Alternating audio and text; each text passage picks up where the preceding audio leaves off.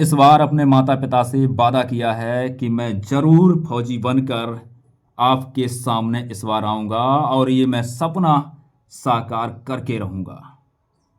तो यकीन मानिए आपके अंदर वो फौजी बनने का हुनर है।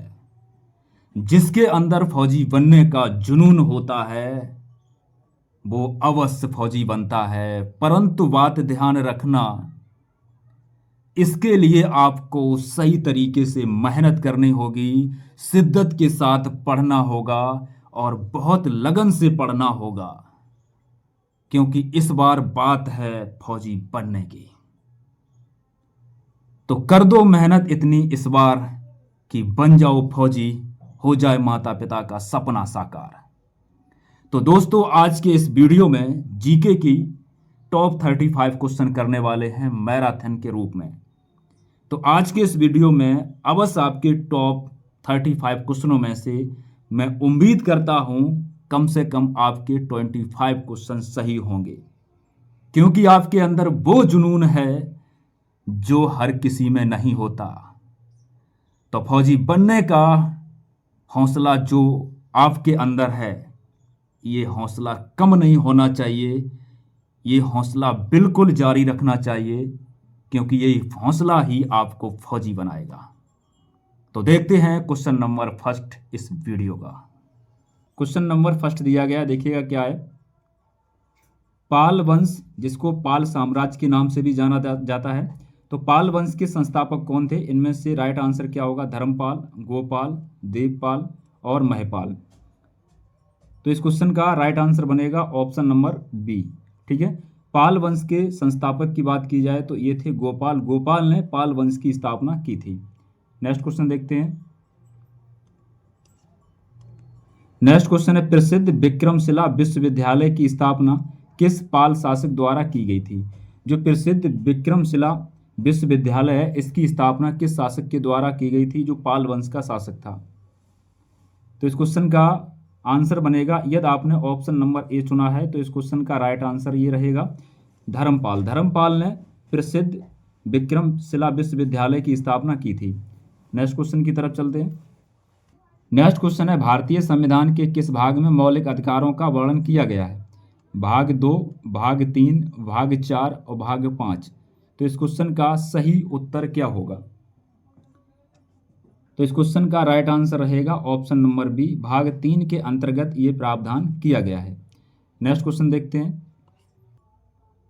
नेक्स्ट क्वेश्चन है, निम्नलिखित में से किस अनुच्छेद को डॉक्टर बी.आर. अम्बेडकर द्वारा संविधान का हृदय और आत्मा कहा गया है? तो इनमें से कौन सा उत्तर इसका राइट होगा क्वेश्चन का? इस क्वेश्चन का राइट आंसर बनेगा ऑप्शन नंबर सी, अनुच्छेद 32 को।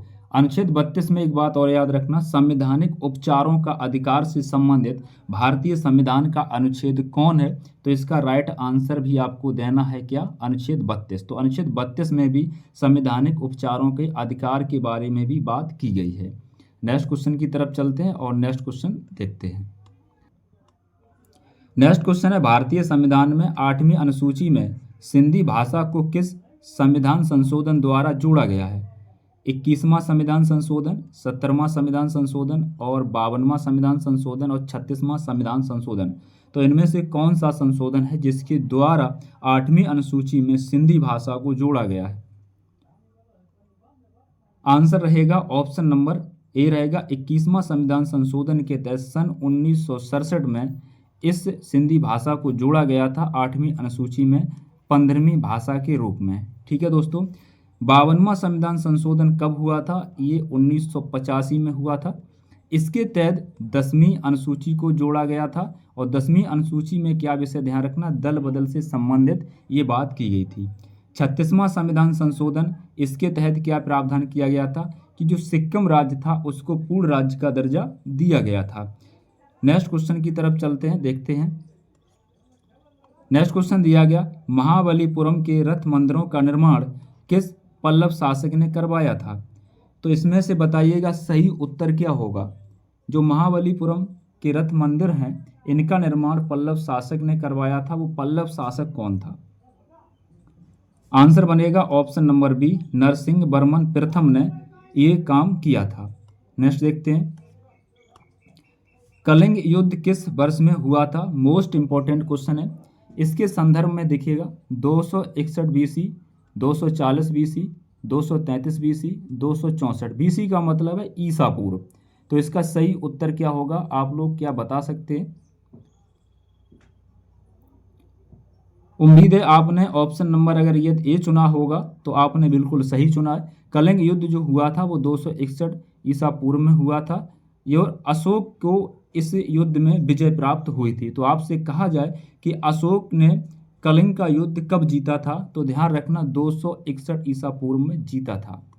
नेक्स्ट क्वेश्चन देखते हैं। चंद्रगुप्त मौर्य के दरबार में भेजा गया यूनानी राजदूत कौन था? Kautilya, Justin, Megasthenes, Seleucus, Nicator. तो इनमें से क्या इसका उत्तर बनेगा? तब तक आप समझ लीजिएगा। देखिएगा जो चंद्रगुप्त मौर्य हैं, इन्होंने मौर्य वंश की स्थापना की थी। किसकी की थी? तो अगर आपसे कहा जाए कि मौर्य वंश की स्थापना किसने की थी, तो चंद्रगुप्त मौर्य ने की थी। नंद वंश का एक शासक था घनानंद, ठीक है। तो घनानंद नंद वंश का अंतिम शासक था। तो इस घनानंद को हरा कर क्या किया था? चंद्रगुप्त मौर्य ने मगध पर मौर्य वंश की स्थापना की थी। तो दोस्तों क्वेश्चन का जवाब रहेगा मैगस्थनीज।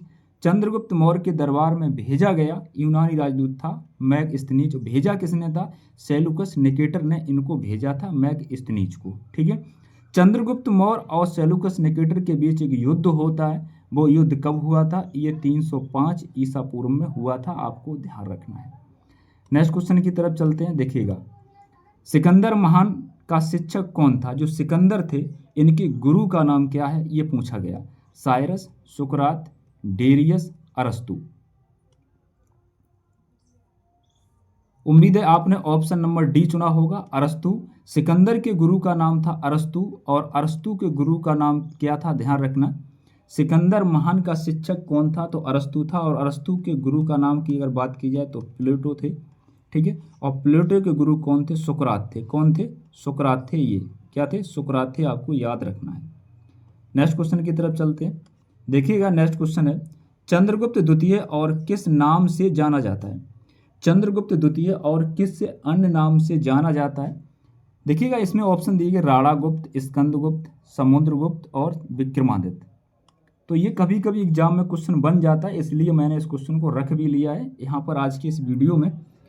तो इस क्वेश्चन का राइट आंसर बनेगा ऑप्शन नंबर डी, विक्रमादित्य के नाम से चंद्रगुप्त द्वितीय को जाना जाता है। नेक्स्ट क्वेश्चन देखते हैं। नेक्स्ट क्वेश्चन है, पृथ्वीराज चौहान को मोहम्मद गोरी ने किस युद्ध में हराया था? देखिएगा यहाँ पर अगर हम बात करें तराइन की यहाँ पे लड़ाइयाँ की बात की जाए तो 1192 में द्वितीय लड़ाई हुई थी। कौन सी हुई थी? द्वितीय लड़ाई हुई थी। और तराइन की जो प्रथम लड़ाई हुई थी वो 1191 में हुई थी, ठीक है। तो तराइन का जो द्वितीय युद्ध हुआ था वो 1192 में हुआ था और तराइन का जो प्रथम युद्ध हुआ था वो 1191 में हुआ था। और चंद्रावर का युद्ध 1193 में होता है और पानीपत का प्रथम युद्ध 1526 में होता है। पानीपत में 3 लड़ाइयाँ हुई थी, ठीक है। इसके मैं बाद में चर्चा करूंगा, पहले आप इस क्वेश्चन का उत्तर सुन लीजिएगा। पृथ्वीराज चौहान को मोहम्मद गोरी ने किस युद्ध में हराया था? इसका उत्तर क्या बनेगा? तो इस क्वेश्चन का राइट आंसर बनेगा ऑप्शन नंबर ए, तराइन का जो द्वितीय युद्ध हुआ था 1192 में, इसमें हराया था। पानीपत की पहली लड़ाई 1526 में, दूसरी लड़ाई 1556 में और तीसरी लड़ाई 1761 में हुई थी। तो ये बातें आपको थोड़ी याद रहनी चाहिए। देखिएगा अजमेर में 2.5 दिन का झोपड़ा किसने बनवाया था? ये क्वेश्चन में पूछा जा रहा है। आंसर बनेगा ऑप्शन नंबर ए रहेगा, कुतुबुद्दीन ऐबक ने अजमेर में 2.5 दिन का झोपड़ा बनवाया था। अलाउद्दीन खिलजी किस वंश का था? तो ये खिलजी वंश का था। कुतुबुद्दीन ऐबक किस वंश का था? तो ये गुलाम वंश का था। किस वंश का था? गुलाम वंश का था। इल्तुतमिश भी गुलाम वंश का शासक था, आपको वो याद रखना। बताइएगा बलबन किस वंश का ये शासक था, क्या आप बता सकते हैं? नेक्स्ट दिया गया, देखिएगा क्या है, बाबर की मृत्यु कहाँ हुई थी? काबुल में, आगरा में, लाहौर में और दिल्ली में। तो ये क्वेश्चन बड़ा एग्जाम की दृष्टि से महत्वपूर्ण हो जाता है। देखिएगा इस क्वेश्चन का जवाब आपने तय कर लिया होगा। बाबर की जो मृत्यु हुई थी ये कहाँ हुई थी, क्वेश्चन में पूछा गया है। तो इसका राइट आंसर बनेगा ऑप्शन नंबर बी, मृत्यु हुई थी आगरा में। जबकि बाबर के मकबरे की बात की जाए तो ये बाबर का मकबरा कहाँ स्थित है? तो ध्यान रखना काबुल में है, ठीक है। मकबरा के लिए क्वेश्चन को ध्यान रखना है, बहुत इंपॉर्टेंट ये बात है। शिवाजी ने कितनी बार सूरत को लूटा था? शिवाजी ने सूरत को कितनी बार लूटा था? 1 बार, 2 बार, 3 बार, 4 बार। आंसर बनेगा ऑप्शन नंबर सी रहेगा, 2 बार शिवाजी ने जीता था। बताइएगा शिवाजी ने किस वंश की स्थापना की थी या किस वंश से संबंधित हैं? आप लोग क्या बता सकते हैं? नेक्स्ट क्वेश्चन देखते हैं। अंग्रेजों ने भारत में अपनी प्रथम फैक्ट्री कहाँ स्थापित की थी? अंग्रेजों ने भारत में अपनी प्रथम फैक्ट्री कहाँ स्थापित की थी? अंग्रेजों ने प्रथम फैक्ट्री स्थापित की थी सूरत में। कहाँ की थी? सूरत में की थी। इंपॉर्टेंट क्वेश्चन है ये। नेक्स्ट देखते हैं। रामकृष्ण मिशन की स्थापना किसने की थी? रामकृष्ण मिशन की स्थापना किसने की थी? सुभाष चंद्र बोस, विवेकानंद, महात्मा गांधी, राजा राम मोहन राय ने। क्वेश्चन का उत्तर बनेगा ऑप्शन नंबर बी रहेगा, स्वामी विवेकानंद ने रामकृष्ण मिशन की स्थापना की थी। और ये कब की थी? 1897 में की थी। कब की थी? 1897 में। नेक्स्ट देखते हैं। 1857 का विद्रोह किसने शुरू किया था? इनमें से उत्तर क्वेश्चन का क्या होगा?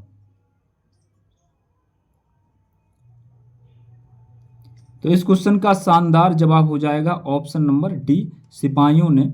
और 1857 का जो विद्रोह शुरू हुआ था, ये कहाँ से हुआ था? ये मेरठ से हुआ था। कहाँ से हुआ था? मेरठ से शुरू हुआ था। ठीक है, नेक्स्ट क्वेश्चन देखते हैं। नेक्स्ट क्वेश्चन है, द्वैध शासन किस गवर्नमेंट ऑफ इंडिया एक्ट द्वारा लागू किया गया था? 1909, 1935, 1919 और 1940। तो ये कब लागू किया गया था? आप लोग जरूर बताइएगा, कमेंट बॉक्स में जरूर इसका जवाब दीजिएगा। क्वेश्चन का राइट आंसर बनेगा ऑप्शन नंबर सी, 1919। अगर आपने भी यही लगाया था तो आपका बिल्कुल उत्तर सही था। नेक्स्ट क्वेश्चन देखते हैं। कलकत्ता में उच्चतम न्यायालय की स्थापना किसके द्वारा की गई थी? इनमें से कौन सा ऐसा एक्ट है जो कलकत्ता में उच्चतम न्यायालय की स्थापना करवाता है? 1773 regulating act, 1784 Pitt's India act, 1793 में चार्टर एक्ट और 1813 का चार्टर अधिनियम। देखिएगा, इसका सही जवाब होगा ऑप्शन नंबर ए, 1773 के रेगुलेटिंग एक्ट के माध्यम से कलकत्ता में उच्चतम न्यायालय की स्थापना की गई थी। और ये स्थापना की गई थी 1784 में। कब की गई थी? 1784 में। बताइए संघीय न्यायालय की स्थापना कब की गई थी? नेक्स्ट है, गांधी जी को सबसे पहले राष्ट्रपिता किसने कहा था? सुभाष चंद्र बोस, रविंद्रनाथ टैगोर, पंडित जवाहरलाल नेहरू, सरदार वल्लभ भाई पटेल। तो इनमें से सही उत्तर छांटिएगा, समझिएगा, सोचिएगा और उत्तर इसका दीजिएगा। गांधी जी को सबसे पहले राष्ट्रपिता कहा था, ऑप्शन नंबर ए रहेगा, सुभाष चंद्र बोस ने कहा था। किसने कहा था? सुभाष चंद्र बोस ने कहा था। नेक्स्ट देखते हैं। नेक्स्ट है, कौन यंग इंडिया और हरिजन का संपादक था? पंडित जवाहरलाल नेहरू, भीमराव अंबेडकर, महात्मा गांधी, सुभाष चंद्र बोस। जवाब बहुत आसान तरीके से आप इसका दे सकते हैं। तो इसका सही जवाब होगा option number C, Mahatma Gandhi. क्या रहेगा इसका राइट आंसर? रहेगा महात्मा गांधी। नेक्स्ट क्वेश्चन की तरफ चलते हैं। नेक्स्ट क्वेश्चन दिया गया, रोम मेमोरी है किसके लिए?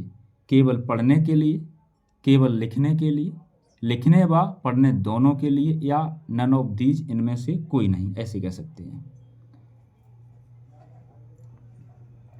आंसर बनेगा ऑप्शन नंबर क्या रहेगा? ए रहेगा, केवल पढ़ने के लिए। नेक्स्ट देखते हैं। नेक्स्ट है, मेघालय का पठार किसका भाग है? क्या हिमालय श्रेणी का है, प्रायद्वीपीय खंड का है, पूर्वी घाट पर्वत का है, या सतपुड़ा श्रेणी का है? तो बहुत शानदार तरीके से इसका उत्तर अवश्य दीजिएगा आप। आंसर हो जाएगा ऑप्शन नंबर बी, प्रायद्वीपीय खंड। नेक्स्ट क्वेश्चन की तरफ चलते हैं।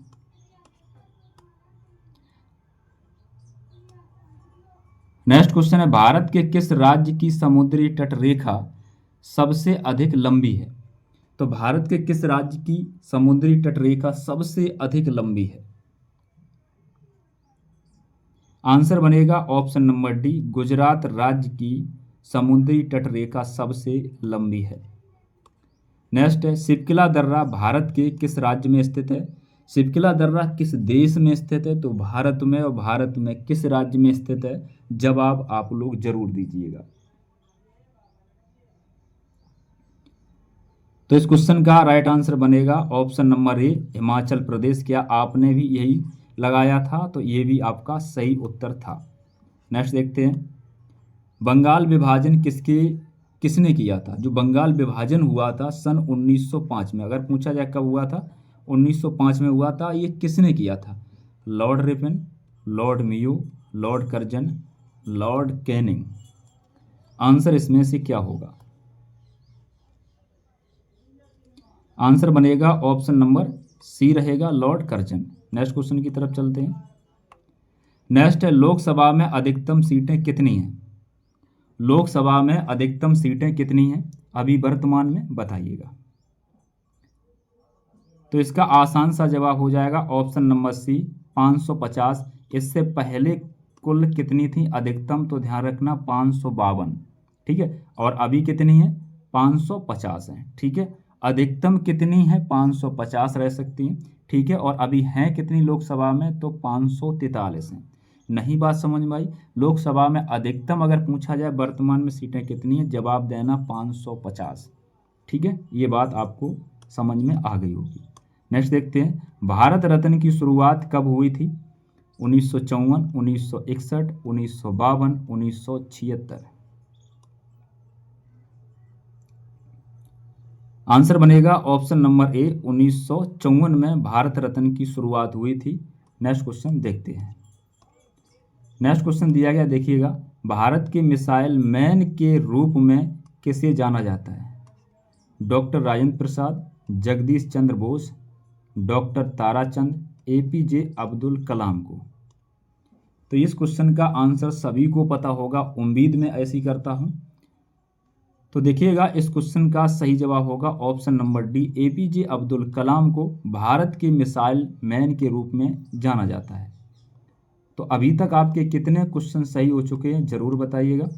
सौर मंडल का सबसे गर्म ग्रह कौन सा है? आंसर बनेगा ऑप्शन नंबर बी, शुक्र। शुक्र को भोर का तारा, शाम का तारा के नाम से भी जानते हैं। नेक्स्ट क्वेश्चन देखते हैं।